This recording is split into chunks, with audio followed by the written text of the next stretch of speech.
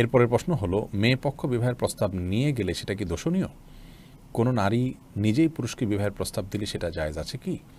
খুবই গুরুত্বপূর্ণ দুটি প্রশ্ন। প্রথম প্রশ্ন উত্তর হলো যে, পাত্রপক্ষ যেরকম পাত্রীপক্ষকে বিবাহের প্রস্তাব দিতে পারে, তেমনিভাবে পাত্রীপক্ষ পাত্রপক্ষকে বিবাহের প্রস্তাব পেশ করতে পারেন। ইসলামী শরীয়তের দৃষ্টিকোণ থেকে এখানে দোষের কোনো কিছু নেই। আমাদের সমাজে অনেক সময় এটাকে দোষণীয় মনে করা হয়। আমাদের সমাজে মনে করা হয় যে পাত্রপক্ষ শুধু প্রস্তাব দিবেন, পাত্রীপক্ষ প্রস্তাব দিলে সেটাকে দোষণীয় মনে করা হয়, সেটাকে মনে করা হয় অপমানকর।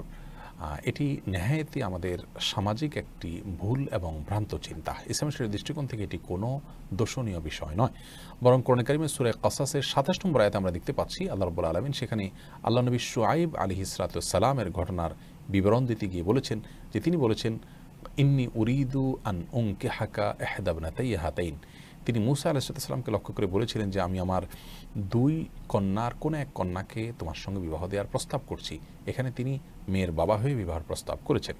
এছাড়া ওমর রাদিয়াল্লাহু তাআলা আনহু তার মেয়ে হাফসা রাদিয়াল্লাহু তাআলা আনহাকে একবার বিবাহের প্রস্তাব করেছিলেন ওসমান রাদিয়াল্লাহু তাআলার কাছে। আর এরকম অনেক ঘটনা পাওয়া যায়। এখান থেকে বোঝা যায় যে মেয়ে পক্ষ বিবাহের প্রস্তাব নিয়ে যাওয়াতে দোষের কোনো কিছু নেই।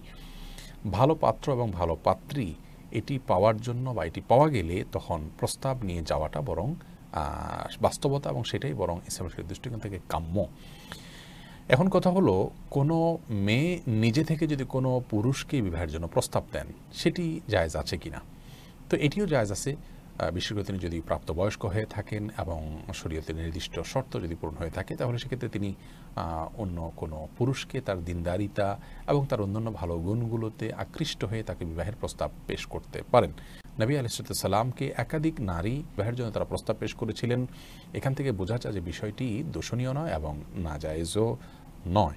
তবে এখানে বিবাহ শুধু জায়েজ আছে, কিন্তু বিবাহের নাম দিয়ে যদি আপনার তথাকথিত বিবাহ বহির্ভূত সম্পর্কের জন্য প্রস্তাব দেওয়া হয়, সেটা পাত্রপক্ষ দেখ কিংবা পাত্রীপক্ষ দেখ বা ছেলে দেখ বা মেয়ে দেখ, যেই দেখ, এটি সম্পূর্ণ গুনাহের কথা এবং হারাম বিষয়।